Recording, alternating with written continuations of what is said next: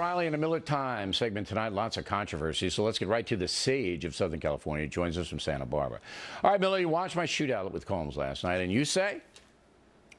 Billy, actually, you know, to be truthful, I don't watch the Combs segment because I find him to be an obstinate contrarian. I think he's an underinformed by a third Obama groupie. I think he goes on, drones with the Democratic talking points to the point where I sometimes think he makes parrots look like improv artists. And on a weekly basis, you seem inordinately palsy-walsy with him. So I don't watch. Why? Did I miss something? The larger point of it is, I'm palsy-walsy with everybody, you know me, Mr. Walsy. Listen, I obviously watched it today. The larger point is something that you've talked about quite some time on this program. We're not getting the truth, Miller. We're not being told the truth about what's happening. You're coming, Bill, you're coming more to that now. And listen, you're going to go through an awkward adjustment here because you've always told me you think the president's a good man who is making decisions that you just don't, you know, that he really believes this, you've told me. I've said I think he has socialist leanings. You said no, he doesn't. He doesn't believe in redistribution of property. There's a lot of things. You're coming to it now. You're seeing where I was around, you know, Hannity was there years ago. I was there a year ago. You're just starting to see that this guy's either not as nice as you think or either not as smart as you think. And that's a weird place to be. I do know this about the Holmes thing, and obviously I watched it when I heard this was one of my topics today. I don't think you can give the factually unarmed the moral high ground in a firefight, because he's going to use his dearth of a response to insinuate that it was your brusque manner, your loudness. Yeah, I know, but I got to get everybody's attention. But I think you're making one mistake in the sense that people who do analysis based on ideology can say whatever they want to say. He's a socialist, he's a Muslim, he plays for the San Francisco 49ers. They can say whatever they want to say, all right?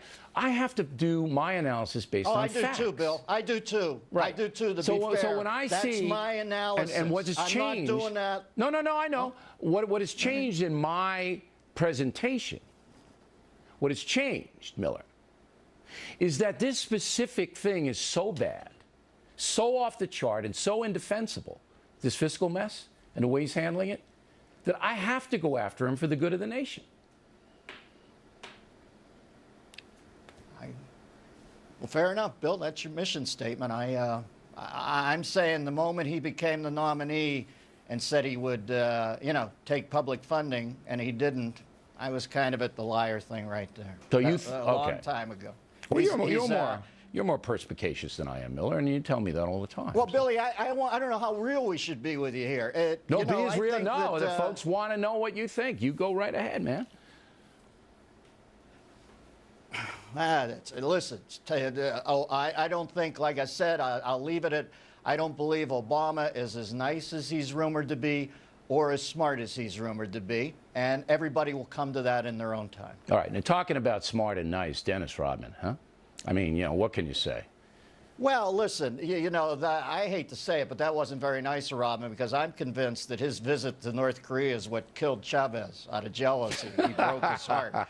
And listen, Rodman's not the first guy to go over there. Carter in 1994 got played like this. I don't like it when Dennis says that we have 200,000 people like in internment camps. The most we've ever had was under the quintessential liberal FDR. We did put 110,000 Japanese Americans in internment camps, but not anymore. But yes, FDR did do that. And I find it funny that Stephanopoulos would brace him like he was Oriana Fallaci. I remember when Barack Obama said he had to be an adherent to his Islam faith, and Stephanopoulos tackled him to correct him to the Christian thing. Let's face facts. Dennis Rodman has drank so much he can't get paid anymore, even over here, to sit next to Julie Newmar on the Batmobile. He's got to go over to Pyongyang and figure it out there. And my theory is he should go back there, dressed up in the wedding dress, marry the kid, become the first lady in North Korea, and then refuse to put out unless the kid disarms. Case solved, right there.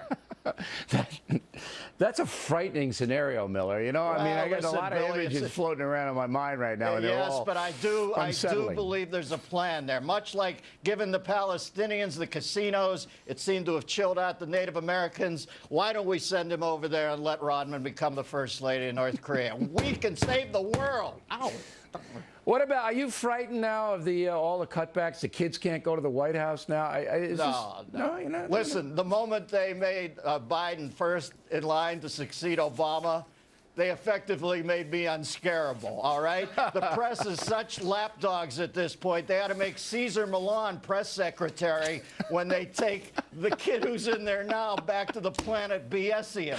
On the same day we give Morsi and those freaks in the Muslim Brotherhood $250 million, I get a call from a veteran's dad on my radio show telling me that they've cut back on his kid's tuition when he gets out of the service. We're giving Egypt money. Can we start there? Can we not give Egypt money before we start cutting rungs off firemen's ladders? Come on. Best line of the week, Miller. Cesar Millan should be the press secretary, the dog whisperer. I'm nominating him.